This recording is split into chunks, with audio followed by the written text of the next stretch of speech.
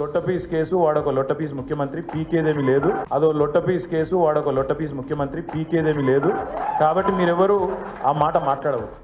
రాజకీయాల్లో కానీ న్యాయ సంబంధిత వ్యవహారాల్లో కానీ సంక్షోభం వస్తే దాని నుంచి ఎంత త్వరగా బయటపడాలో ఆలోచించాలే తప్ప ఆ సంక్షోభంలో కూడా పబ్లిసిటీ కొట్టేద్దామని ఆలోచిస్తే పరిస్థితి కేటీఆర్ లాగే ఉంటుంది.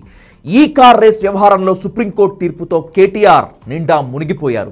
ఆయన చేసిన వ్యూహాత్మక తప్పిదాలు ఈ కేసులో కేటీఆర్కు అన్ని అవకాశాలని పోగొట్టాయి, అన్ని దారుల్ని మూసుకునేలా చేశాయి. రేవంత్ రెడ్డి గారిని నీకు పైశాచికానందం ఉంది, అర్జెంటుగా నేను జైలుకు పోయినా కాబట్టి అందరినీ జైలుకు పంపాలి అని నీకు ఆనందం. నేనేమో విదేశాలు తిరిగి పెట్టుబడులు తెచ్చినా కాబట్టి నాకేమో విదేశాల స్థాయిలో మన రాష్ట్రం మన దేశం డెవలప్ కావాలని నాకుంది. నీకు మాకు తేడా అది. ప్రపంచ పటంలో హైదరాబాద్ని పెట్టాలి, తెలంగాణను పెట్టాలన్నది మా నాయకుడు కేసీఆర్ కమిట్మెంటు, మా కమిట్మెంటు. మేము నీలాగా 50 లక్షల రూపాయలతో దొరికిన దొంగలం కాదు, నీలాగా లుచ్చా పనులు చేసిన వాళ్ళం కాదు. నీకు భయపడేటోడెవడు బీఆర్ఎస్ పార్టీలో తెలంగాణలో లేడు. లొట్టపీసు కేసు అంటూ ఎగతాళి చేసిన కేటీఆర్ ఆ కేసులోనే ఇప్పుడు నిండా మునిగిపోబోతున్నాడు. ఇదొక చెత్త కేసు, ఇందులో విషయమే లేదు. మీరు అసలు ఏం చేస్తున్నారో కూడా ఈ ప్రభుత్వ ఒత్తిడిలో మీకే తెలియదు. పూర్తి స్థాయిలో అసంబద్ధమైన కేసు అని కూడా వాళ్ళకి చెప్పాను. మాజీ మంత్రి కేటీఆర్ కు చివరి అవకాశం కూడా చేజారిపోయింది. ఫార్ములా ఈ కార్ రేసింగ్ కేసులో కేటీఆర్ క్వాష్ పిటిషన్ను విచారించేందుకు నో చెప్పింది సుప్రీంకోర్టు.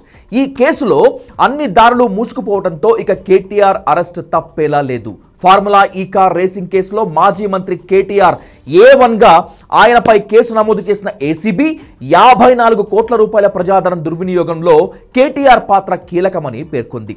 ఏసీబీ ఎఫ్ఐఆర్ నమోదు చేసిన 24 గంటల్లోపే హైకోర్టును ఆశ్రయించారు కేటీఆర్. తక్షణం అరెస్టు చేయవద్దు అని కోర్టు మొదట చెప్పడంతో స్వల్ప ఊరట లభించినా ఆ తర్వాత అదే హైకోర్టులో అతనికి ఎదురు దెబ్బ తగిలింది.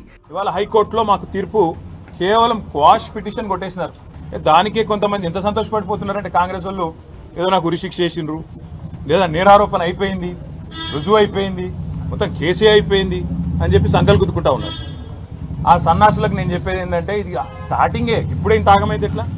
కేటీఆర్ క్వాష్ పిటిషన్ను కొట్టేసిన హైకోర్టు నిధుల దుర్వినియోగం జరిగినట్లు ప్రాథమిక ఆధారాలు ఉన్నాయని తన తీర్పులో అభిప్రాయపడింది. ఆ తర్వాత లాయర్తో కలిసి కేటీఆర్ ఏసీబీ విచారణకు హాజరయ్యారు. సుమారు 7 గంటల పాటు అతన్ని ప్రశ్నించిన ఏసీబీ స్టేట్మెంట్ రికార్డ్ చేసింది. అయితే 4 ప్రశ్నల్ని 40 సార్లు తిప్పి అడిగారని విచారణ పూర్తయి బయటకు వచ్చాక కేటీఆర్ చెప్పుకున్నారు. మరోసారి ఏసీబీ పిలిచినా హాజరవుతానని ఛాలెంజింగ్ మూడ్లో చెప్పారు ఆయన. ఏసీబీ వాళ్ళు అడిగితే 82 ప్రశ్నలు అడిగినారు.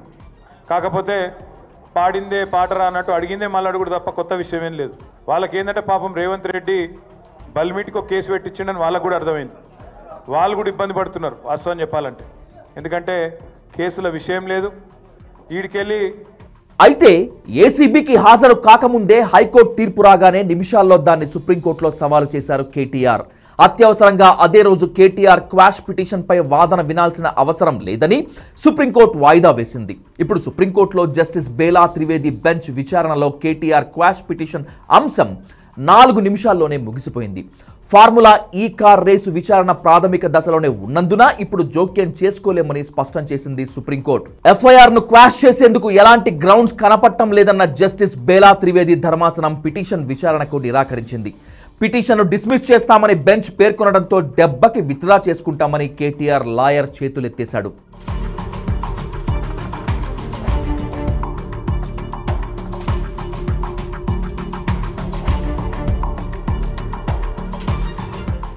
సుప్రీంకోర్టు ఫార్ములా ఈ కార్ రేసింగ్ కేసులో జోక్యానికి నో చెప్పడంతో ఇప్పుడు కేటీఆర్ కు అన్ని దారులు మూసుకుపోయాయి. ఇప్పుడు అతని ముందున్న ఆప్షన్స్ లో మొదటిది ఈడీ విచారణకు హాజరు కావటం, రెండవది మరోసారి ఏసీబీ రమ్మంటే వెళ్లటం, మూడవది ముందు జాగ్రత్త చర్యగా ముందస్తు బెయిల్ కోసం కోర్టులను ఆశ్రయించటం. కానీ హైకోర్టు సుప్రీంకోర్టు క్వాష్ పిటిషన్ తిరస్కరించిన తర్వాత కింది కోర్టుల్లో ముందస్తు బెయిల్ రావటం కష్టమే. ఈ కార్ రేస్ కేసులో కేటీఆర్ అత్యుత్సాహానికి పోయి పదే పొరపాట్లు చేశారు.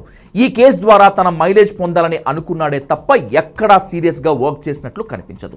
ఏసీబీ కేసు నమోదు చేసిన 24 గంటల్లోపై ఎఫ్ఐఆర్ కొట్టివేయాలని కేటీఆర్ హైకోర్టును ఆశ్రయించడం ఓ బ్లండర్ మిస్టేక్. ఏసీబీ ఆఫీస్కి లాయర్తో కలిసి వెళ్లాలని యాగీ చేయటం మరో తప్పు. విచారణలో ఏం జరిగిందో తెలియదు కానీ ఏసీబీ అధికారుల వద్ద విషయం లేదని చెప్పడం ఇంకొక తప్పు.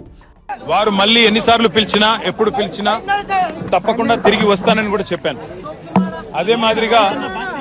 అదే మాదిరిగా కేసు ఏదైతే పెట్టారో ఇదొక చెత్త కేసు, ఇందులో విషయమే లేదు. హైకోర్టు తీర్పును వెంటనే సుప్రీంకోర్టులో సవాలు చేయటం తప్పుపై తప్పు. ముందస్తు బెయిల్ పిటిషన్ దాఖలు చేసుకోకుండా సమయం వృధా చేసుకున్నాడు కేటీఆర్.